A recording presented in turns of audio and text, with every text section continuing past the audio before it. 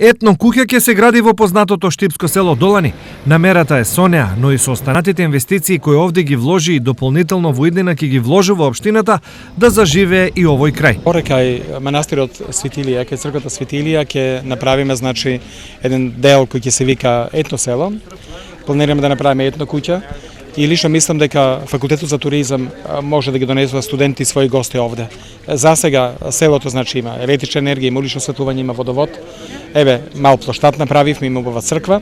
Останува да се направат само улиците и со заеднички сили на општината и универзитетот да направиме да има што почести посетители. Ваквите најави за оние кои овде живеат или имаат овдешно потекло се нешто што им дава надеж дека работите за Долани ќе тргнат на подобро. Особено се задоволни од инфраструктурните зафати. Убава инвестиција, кал нема газење. Ако може да ни направат нешто и поарно, како што вика градоначалникот, пато ако го направат, ќе бидеме закон. Добро е, супер е.